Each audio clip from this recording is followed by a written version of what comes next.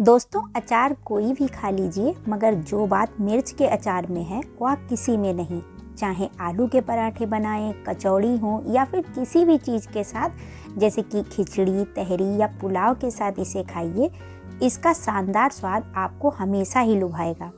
तो इस बेहतरीन अचार की रेसिपी के साथ आज फिर हाजिर हूँ आप लोगों के बीच।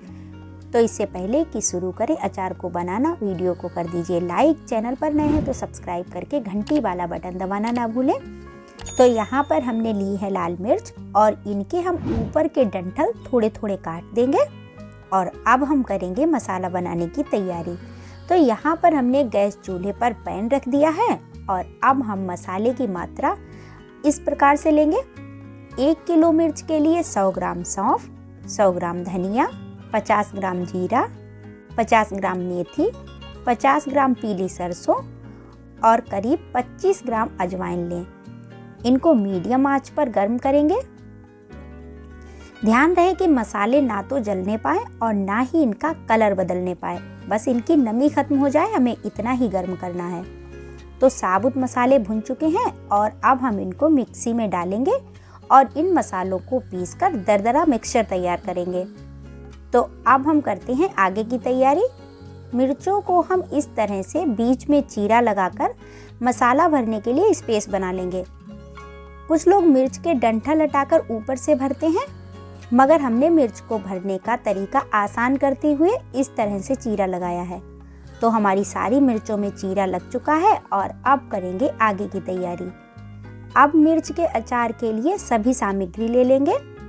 इसमें हमने लिया है हल्दी पाउडर, हींग, सरसों का तेल, मिक्सी में पीसा गया मसाला और खट्टे के लिए हमने लिया है सफ़ेद सिरका और काला नमक।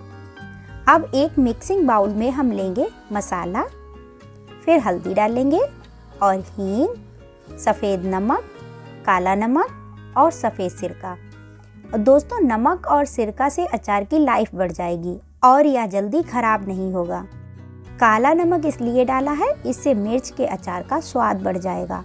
तो अब सारे मसाले मिक्स कर लिए हैं और किनारे रखेंगे सरसों का तेल और मिर्च में मसाला भरकर इसे तेल की कटोरी में डुबोकर दूसरे बाउल में रखते जाएंगे। आप चाहें तो इसे डायरेक्ट ही किसी जार या मर्तबान में भर के रख दें। मसाले को दबा दबा कर अच्छी तरह से भरेंगे और इस तरह से तेल में डुबो कर रखने से तेल कम लगेगा और मिर्च के हर भाग में तेल पहुंच भी जाएगा। यह तरीका उन लोगों के लिए सबसे अच्छा है जो अचार में तेल कम पसंद करते हैं या तेल में डूबा हुआ अचार उन्हें अच्छा नहीं लगता। तो देखिए, सारे मिर्च को हमने भरकर तैयार कर लिया है और आप चाहें तो इसे ऐसे ही धूप में दिखाकर बाद में डिब्बे में भरकर रख दें या फिर डिब्बे में भरकर बाद में धूप लगा लें। तो 1 दिन की धूप लगाना जरूरी है। इसके बाद 5-6 दिन में यह अचार खाने लायक हो जाएगा।